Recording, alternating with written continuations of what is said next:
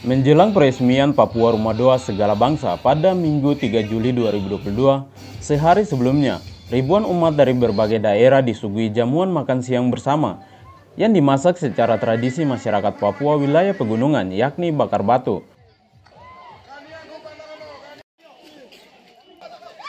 Cuaca yang cerah ikut melancarkan acara jamuan makan siang di Kompleks Papua Rumah Doa bagi Segala Bangsa yang berlokasi di Sentani, Kabupaten Jayapura, Papua pada Sabtu siang hingga sore itu. Ketua Panitia Peresmian Papua Rumah Doa Segala Bangsa, Deinas Gelei, yang juga Wakil Bupati Kabupaten Puncak Jaya, mengatakan dalam rangka peresmian tempat ibadah tersebut, panitia akan menyelenggarakan beberapa rangkaian kegiatan yang diawali dengan jamuan makan bersama pada Sabtu dan dilanjutkan dengan acara inti yakni peresmian Rumah Doa Segala Bangsa pada Minggu 3 Juli 2022 dan dilanjutkan dengan konferensi gereja pada Senin 4 Juli hingga akhir pekan depan. Panitia memutuskan melangsungkan jamuan makan bersama pada Sabtu sehingga pada acara peresmian rumah ibadah yang dibangun sejak 2 tahun lalu, semua umat dan tamu undangan diharapkan untuk fokus mengikuti proses ibadah minggu dan peresmian. Kurang lebih hampir 40-an tahun yang dia jalani, setelah itu lanjutkan oleh anaknya, yaitu Pendeta Lipius Binilo. Almarhum punya anak.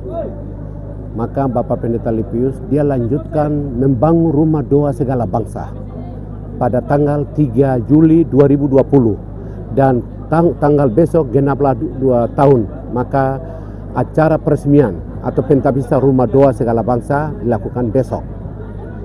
Di sini ada 2 acara. Yang pertama acara Rumah Doa Segala Bangsa, kemudian acara konferensi yang dilakukan tanggal 3 sampai tanggal 8 yang diketuai oleh saudara saya sebelah, yaitu ketua konferensi. Dengan acara seperti itu kami lakukan 2 acara makan, yaitu ini acara budaya Papua untuk bakar batu, untuk kita kasih makan seluruh warga yang ada di Papua. Selain umat Kristiani dari berbagai denominasi gereja di tanah Papua, tamu undangan juga diperkirakan berasal dari berbagai institusi agama, institusi negara, dan pemerintahan di tingkat provinsi hingga pusat. Di antaranya Ketua Umum Persekutuan Gereja-Gereja di Indonesia, Dewan Gereja Papua, pihak keamanan hingga tingkat kementerian, serta para misionaris dari berbagai negara dan pimpinan organisasi keagamaan lintas agama dari 182 negara. Panitia mengundang seluruh masyarakat yang berada di kota dan Kabupaten Jayapura dan sekitarnya untuk ikut mengambil bagian dalam acara peresmian Rumah Doa yang akan dimulai pukul 10 pagi esok agar bersama-sama memanjatkan doa bagi pemulihan tanah Papua. Dan yang hadir ini kita mengundang kepada seluruh pemimpin-pemimpin pemuka agama mulai dari Israel sampai Papua, yaitu dari pertama kali yang bangun Rumah Doa Segala Bangsa di Israel, Bapak itu akan datang. Kemudian dari Kanada, dari Australia, Amerika, dan banyak negara. Total semua 182 negara yang pemimpin umat agama yang terdiri dari umat Islam, Kristen Protestan, Katolik, Baptis, Gema Injil, dan Advent, dan dominasi gereja lain yang ada di muka bumi. Semua hadir datang di sini. Kemudian yang khususnya luar dalam negeri, mulai dari Mendagri, Pak Kapolri, semua jadwal akan datang besok semua. Dan para menteri-menteri, Pak Luhut, rencana semua datang di sini untuk menyaksikan peresmian Rumah Doa Segala Bangsa. Ini bukan milik Pendeta Lipius saja, tapi ini milik bersama. Entah agama Muslim, entah agama Kristen Protestan, Katolik, Baptis, Gema Injil, Advent, semua yang ada di atas muka bumi ini, Hindu, Buddha, semua wajib untuk ini, karena ini milik kita bersama. Maka itu saya mengajak seluruh warga Papua, entah Muslim, Katolik, Baptis, Gema Injil, Advent, mari kita mengajak sama-sama menyaksikan, mensukseskan acara besok. Dan untuk mengimbau masyarakat seluruh Papua hadir besok, kita mendoakan untuk tanah Papua, supaya Papua ini tetap sesuai menurut kehendak Musa yang kita jalankan. Bukan kehendak manusia, tapi kehendak Tuhan itu yang kita jalankan. Kita semua masuk ke damaian di Papua ini. Kalau kita damai, maka Tuhan juga memberkati kita. Tapi kalau kita tidak damai, kita tidak bisa diberkati oleh Tuhan.